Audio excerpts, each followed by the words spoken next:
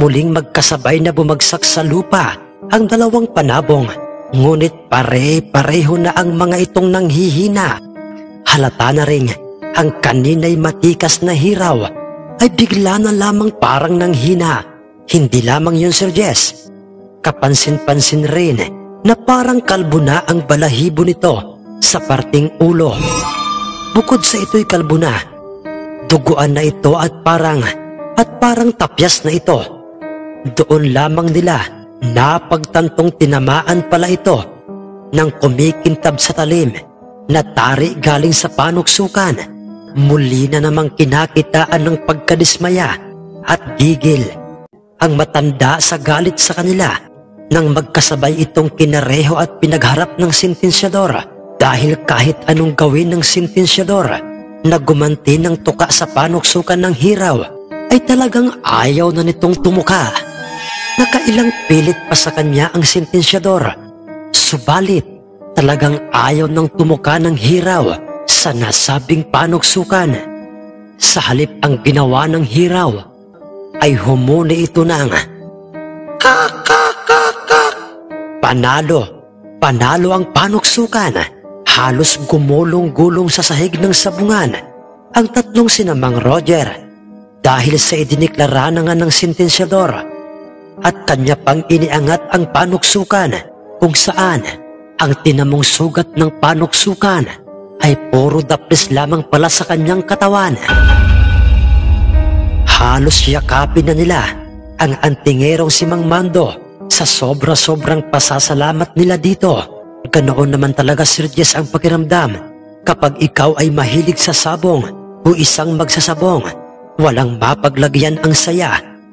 Nasa ganoon silang sitwasyon nang bigla na lamang, "Mga hinayo pa kayo! Ano ba ang ginawa nyo? Bakit pati ang aking hiraw na kinakatakutan ng lahat ng mga dayong magsasabong dito ay nagawang gapiin ang walang kahirap-hirap ng inyong walang kwentang panuksukan, ha? Sumagot kayo! Pastilan kayo, letse!" Ang nanggagalaiti sa galit na pagkakasabi sa kanila ng matandang si Mang Baltasar habang nasa kanyang likuran ang kanyang mga kasamahan. "Mga pare, ihanda niyong maigi ang inyong mga panabong." Ang pabulong na wika sa kanila ni Mang Mando bago niya ibinaling ang kanyang paningin sa nag-aalborotong matanda. Huminahon lamang po kayo, Tatang Baltasar. Wala po kaming ginamit na mutya. Nakita niyo naman po, di ba, kung papaanong umatake ang inyong hiraw kisa sa aming panuksukan. Yun nga lang, ay natsambahan siya ng panuksukan." Sagot sa kanya ni Mang Mando, "Wag na! Wag mo akong ginagago, iyo! Masama akong magalit, iyo! Baka kainin ko ang inyong mga lamang loob." Sa sinabing yun ng matanday, nangilabot sila Mang Roger nang biglang may nagsalita ng pasigaw ng isa sa mga taga roon. "Sige, pagpistahan na natin ang kanilang mga lamang loob. Total, piyesta naman sa ating baryo, di ba? Ha ha!" Ang sinabing yon ng isa sa mga naroon ay sinundan din at ginaya na rin ng lahat ng mga naroon.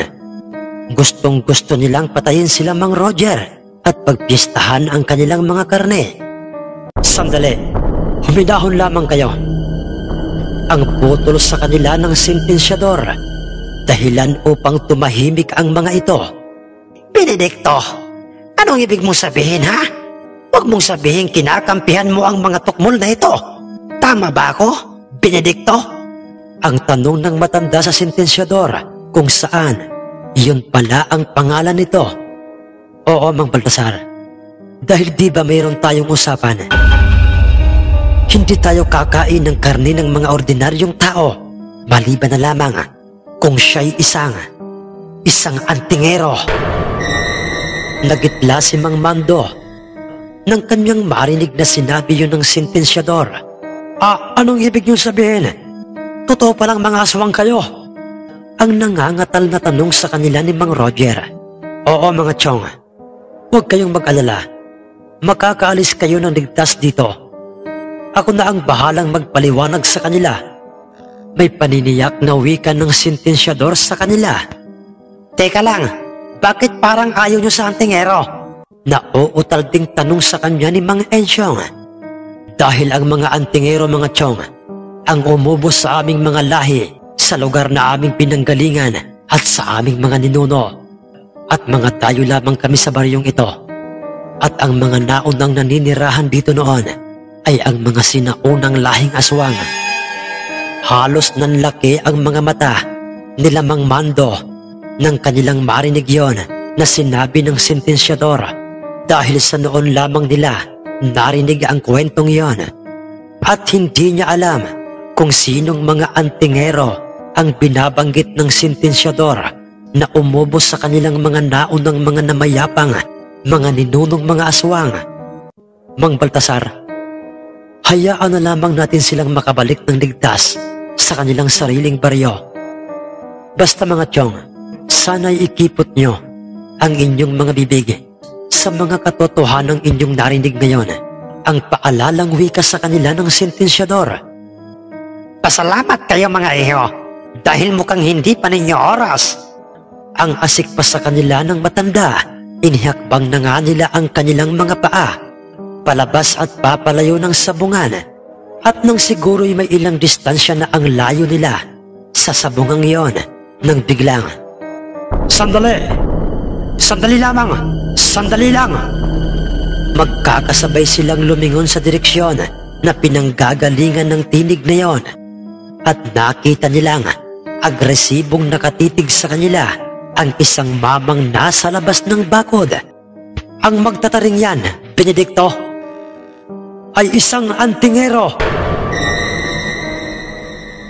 May diin at direktang wika nito, sabay turo sa direksyon ng antingerong si Mang Mando. Ihanda ninyo ang mga sarili nyo at huwag na huwag kayong hihiwalay sa akin. Ang pabulong na pagkakasabi ng antingero kina Mang Roger. Paano mo nasabing isa siyang antingero, Mang Tasyo?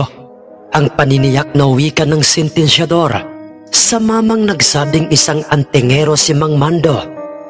Noong una, hindi ko ito pinansin. Subalit paulit-ulit ko siyang nakitang umuusal sa tuwing kinakabitan nila ng tari ang kanilang tatlong panabong. Tama, wala silang kargada o mutyang ikinakabit sa kanilang mga panabong. Dahil isang antingero ang magtataring yan, Benedicto. Nanlilisik na ang mga mata ng lahat ng mga tao doon, at ang lahat ng kanilang mga paningin ay nasa kanilang direksyon. At maging ang sentensyador na kanina'y kalmado lamang ay paunti-unti na itong kinakain ng galit ang kanyang hitsura, lalo na ang matandang talunang si Mang Baltasar. Sinasabi ko na nga ba, mga litsugas kayo, na mayroon kayong kung anong ginawang pangontra sa mutyang ikinarga ko sa aking panabong. Pero, di bali na, panalo pa rin kami dahil pagpepiestahan namin ang mga lamang loob nyo. Ha ha ha ha ha ha ha. Ang wika sa kanila ng matanda. Huwag na huwag kang magpapakasigurado, Mang Baltasar. Dahil kung totoo ngang antingero ang lalaking yan, ay hindi siya basta-basta. Wika sa kanya ng sentensyador. Totoo ba ang isa kang antingero?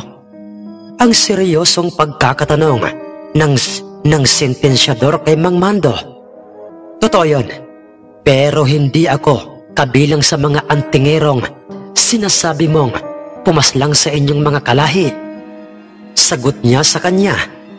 Kung ganoon, totoo nga palang isa kang antingero at wala akong pakialam kung ano at saang lahi ka nagmula, dahil iisa lang ang tinitiyak ko ngayon, at yon ay mamamatay kayong lahat, Mang Baltasar. Atakihin niyo sila! Pagkatapos na sabihin niyo ng sentensyador sa kanila, ay sabay-sabay na ang mga itong inatake sila Mang Mando. Nagkaroon ang mga ito ng mga nakakatakot na mga hitsura. Anyong tao pa rin ang mga ito kung titingnan, ngunit namumula ang mga mata ng mga ito, lalong-lalo na si Mang Baltasar at ang naturang sentensyador. na nagngangalang si Benedicto. Hindi naman nagpabaya sila Mang Roger sa pangunguna ng antingerong si Mang Mando, ay nagunahan na nga silang kumaripas ng takbo. Mabuti na lamang at malayo sa mga kabahayan ang pwesto ng sabungan, kung kaya't sa bundok o sa mga kakahuyan ay doon na sila nagpasyang tumakbo upang makalayo sa mga aswang ng baryong yon. Kitang-kita nila, Sir Jess, kung papaanong tumalon-talon na parang mga aso at mga unggoy ang mga aswang na nasa kanilang likuran. Ngunit habang tumatakbo sila ay kanilang nakita si Mang Mandong paisa-isa nang dinudukot at inilalabas sa kanyang dalang belt bag ang kanyang mga kakaibang mga kwintas, at pagkatapos ay isa-isa niya itong isinasabit sa kanyang leeg habang walang palya ang kanyang pag-usal ng mga kakaibang kataga. Patuloy sila sa pagtakbo upang makalayo sa baryong yon, samantalang porsigido naman ang maraming bilang ng mga aswang na sila'y maabutan ng mga ito sa pangunguna ng matandang si Mang Baltasar at ng naturang sentensyador. Patuloy ang mga ito sa paglikha ng pag-angil at may ilang di pa na lang ang kanilang agwat sa kanila. Nanghihina man at parang mahihimatay na sila Mang Roger kakatakbo, ngunit pinilit nilang lumaban para iligtas ang kanilang mga buhay nang biglang tumigil sa kanyang ginagawang pag-usal ang naturang antingerong si Mang Mando at sinabi nitong, "Huwag kayong kumilos at huwag na huwag kayong maglikha ng ingay o magsalita. Ipatong nyo sa aking balikat ang inyong mga kanang kamay. Tigilan nyo ang inyong mabibigat na paghinga." Iyon na nga ang kanilang ginawa. Isa-isa nilang ipinatong sa balikat ng antingero ang kani-kanilang mga kanang kamay, habang bitbit ng kanilang kaliwang mga kamay ang bayong na naglalaman ng kani-kanilang mga panabong. "Paanong? Nasaan na sila? Bakit bigla-bigla na lamang silang naglaho sa ating paningin? Hindi maaari ito! Benedicto!" "Ah!" Galit na wika ng nooy matandang taong aswang na si Mang Baltasar, at sila pala ay kabilang sa uri ng mga aswang na isang taong aswang. Nasaan yung tao ang mga ito? Ngunit mayroong mga matutulis na mga nakausling mga pangil, kukong mahahaba, bilugan at mga nanlilisik na mga mata. Ngunit ang mas higit na nakakaagaw ng pansin sa kanila ay ang kanilang mga makakapal at dikit-dikit na mga mahahabang balahibo sa kanilang mga katawan, at kabilang sila sa mga uri ng mga aswang na kayang magpalit anyo kahit sa katanghaliang tapat. Kitang-kita nila itong nasa kanilang mga harapan at nagmistula silang invisible sa kanilang mga paningin dahil hindi sila nakikita ng mga ito, at mabuti na lamang at kasama sa ginawang usal ng antingero ang kanilang mga dalang panabong na nasa bayong, dahil kahit na anong gawing pagpuputak-putak ng mga ito ay hindi ito napapansin at naririnig ng mga naturang mga taong aswang. Ang iba sa mga aswang ay nakita nilang walang tigil sa pagpalingalinga sa paligid at kanilang hinahawi ang bawat makakapal na mga damo o talahib na kanilang nakikita sa pag-aakalang naroon sila. Nananatili lamang silang apat na nakatayo at walang kibo sa kanilang mga harapan na hindi sila nakikita ng mga ito. Sumisinghot-singhot pa sa hangin ang matandang aswang. Ganoon din ang ginagawa ng nasabing sentensyador na siya palang kinikilalang pinuno ng mga taong aswang sa baryong yon.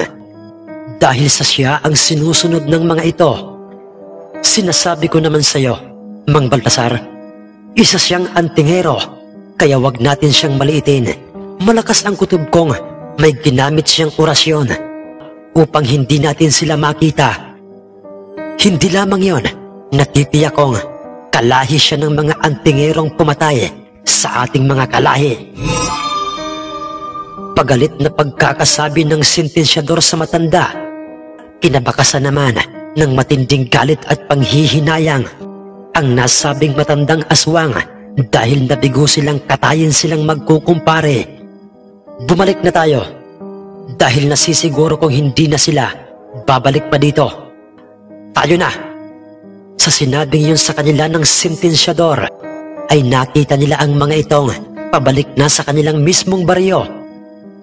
Palingalinga pa sa kanyang likuran habang naglalakad at banaag talaga ng matinding galit sa kanila at labis-labis na panghihinayang ang naturang matandang aswang, hanggang sa ang mga ito'y tuluyan na ngang nawala sa kanilang mga paningin. Pinakiramdaman mo ng taimtim ng antingero ang aura ng mga aswang, kung ang mga ito ay tuluyan na ngang nakalayo sa kanila, at ng kanyang matiyak na wala na at malayo na ang mga ito'y saka na siya umusal ng mga salitang pampawalang bisa sa kanyang ginawang mataas na uri ng orasyong sa bulag. Pagkatapos ay nagpatuloy na nga silang naglakad ng kampante at normal na parang walang nangyaring kung ano sa kanila sa sabungan ng mga aswang, at sa halip na sila'y dumaan sa tamang daanan ay lumihis sila ng daan dahil yon ang sabi sa kanila ng naturang antingero. Sumorkat sila ng daan, Sir Jess, pabalik sa kanilang baryo. Ganap ng hapon ng mga sandaling yon at nakakaramdam na rin sila ng matinding gutom habang sila'y naglalakad sa medyong mapuno at madamong kagubatang yon. Nang walang ano-ano'y bigla na lamang nahulog sa isang may kalaliman o lagpas taong hukay itong si Mang Bruno. Dahil sa nagkataong siya ang nasa kanilang unahan, na alerto silang lahat dahil inisip nilang baka isa yung bitag na gawa ng mga aswang. Pumailalim si Mang Bruno sa hukay na parang hukay na katulad sa pinag-uulingan ng bao. Ngunit may napansin sila sa loob ng hukay na yon dahil may nakita silang di mabilang na mga buto, at may mga botong galing sa isang sanggol. Mga bungo ng mga tao ang kanilang nakita doon, at nagmistulan ng bakla sa kanyang inasal si Mang Bruno ng mga sandaling yon habang siya'y nasa loob ng hukay kasama ang mga naturang mga buto o kalansay.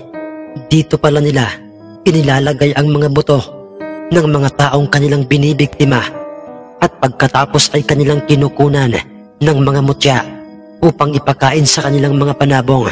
Ha ha ha ha! Mga mahihinang klase ng mga aswang. Dinig nilang wika ng antingerong si Mang Mando, at pagkatapos nilang pagtulungang iakyat pataas sa kanila ang nagngangangawa si Mang Bruno, ay nagpatuloy na nga sila pauwi sa kanilang baryo. At ang nangyaring yun sa kanila sa pistahan at sabong sa baryo ng mga aswang, at ang kanilang mga natuklasang ginawang kakaiba at hindi pangkaraniwang ginawa ni Mang Mando ay hindi na lamang nila ipinaalam at ikinuwento sa iba dahil maaaring hindi maniwala ang mga ito. Sa halip ay isipin pa ng mga ito na nagsisinungaling o gumagawa lamang sila ng kwento.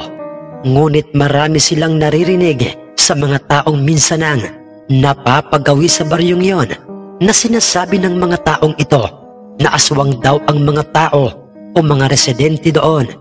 Napapangiti na lamang sila Mang Roger sa kanila, at ang tungkol sa mga orasyong ginamit ni Mang Mando sa panabog na kanyang tinarian ay ipinaliwanag ni Mang Mando sa kanila kung anong klaseng orasyon, at sinagot naman si Mang Mando ng kanyang tiyuhin na isa ring antingerong tulad niya.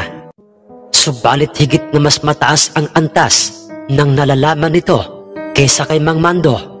Sinagot siya ng kanyang tiyuhin nang minsang kanya itong tinanong kung sino ang mga antingerong pumaslang sa mga lahing aswang noong taong kabataan pa ng kanyang tiyuhin. At doon, Sir Jess, isang revelasyon ang kanyang natuklasan dahil ang kanyang lolo pa lang, isang tanyag na antingero noong panahong yon, ay isa pala sa mga antingerong napasama sa pagpaslang sa lahat ng mga lahing aswang o ng mga kalahi ng matandang si Mang Baltasar at ng nasabing sentensyador. Noong kalakasan pa at nabubuhay pa ang kanyang lolo nga antingero, Sir Jess, minsan pang nakita nila Mang Roger sa kanilang baryo ang kanilang kakilalang nag-anyaya sa kanila. Ngunit, hindi ito makatitig sa kanila ng diretso at palagi itong umiiwas sa kanila sa tuwing nakakasalubong nila sa daan. Pare, kailan ba ulit ang piyesta sa inyo? Bala kasi naming dumayo sa inyo ng sabong. Kasama ang aming kumparing magtataring, isang antingero.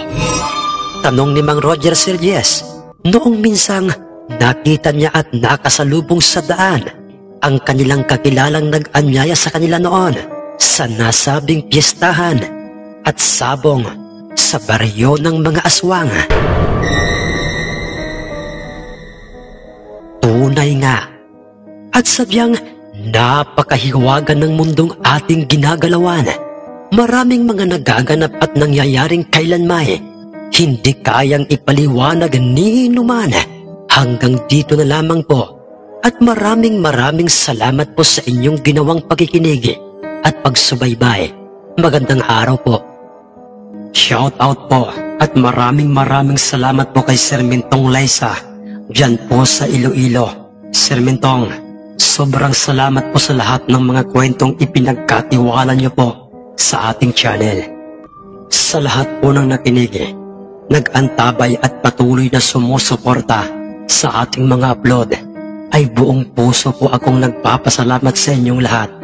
Isa lamang po ang hinihiling ko sa Panginoon, at yun po ay nawa po ay palagi kayong nasa mabuting kalagayan, ligtas sa lahat ng kapahamakan at karamdaman. Salamat po sa inyong lahat. Salamat po sa lahat ng ating mga silent listeners na walang sawang nakaabang sa ating mga upload. Sa lahat ng ating mga bayaning OFW, maraming salamat po sa inyo at shout out po sa inyong lahat. Saang panig ng bansa man po kayo naroroon, at sana po ay palagi kayong mag-iingat. Sa lahat ng mga nagdiriwang ng kanilang mga kaarawan, shout out po sa inyo at happy birthday po sa inyong lahat. Hanggang dito na lamang po ang ating kwento ngayon. Hanggang sa muli po, at sana po ay nagustuhan nyo ang ating kwento. Magandang araw o gabi po sa inyong lahat.